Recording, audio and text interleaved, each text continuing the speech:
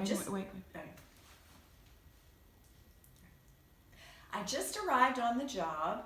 We're getting ready to do some packing today.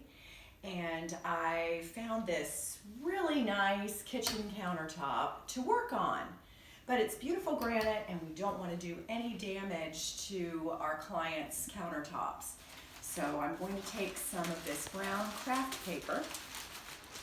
Sometimes it's folded in nice pieces like this, and other times you have to wrestle it to get it to the right size. But today we're in luck. We have a really nice folded piece of paper. I'm going to spread it out flat. And then we need to get our white newsprint paper. So I'm going to walk over here and get some white newsprint paper. A nice big stack. Lay it right here on the center of the island.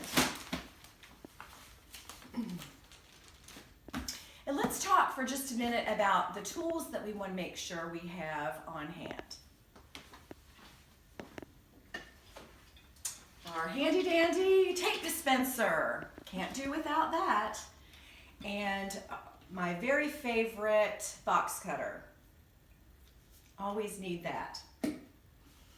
Some other tools are markers and labels and inventory sheets, which we'll talk about later. Well, today we're going to start with a size small box. This is the smallest box that we use. It's also the one that we use the most. And if you want to have a little clue, right down here it says 1.5 cubic feet. On some of the boxes, it's even labeled small. And let me show you how to put it together. I want to make sure that we start at the bottom of the box, fold in the two end flaps, then the two long flaps. Take your tape dispenser. Put one nice piece across the bottom of the box, and then just for good measure, we'll put one across the other way. And now we're ready to get packing. To start with, we always like to just put a nice piece of white paper in the bottom.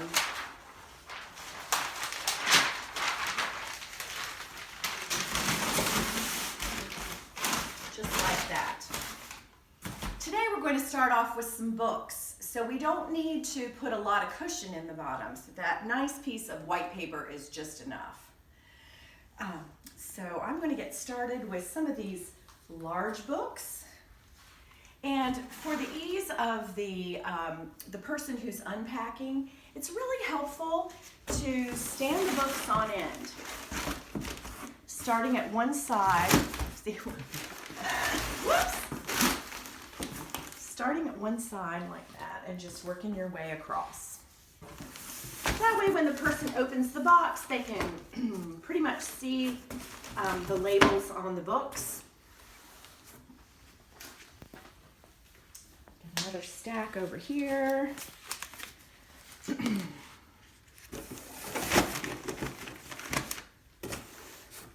If we're working on a bookshelf, we like to start from the left and go left to right until we fill up that box.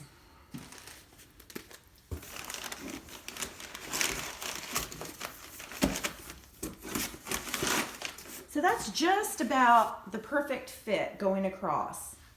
We could also add some more boxes right here in this open space. There might even be a little bit room on top for some lighter books or magazines. But we don't want to overfill the box because it gets really heavy to carry around. And then if we have finished filling the box as much as we want it full, we're going to take some white paper and crumble it up and just fill the top of the box.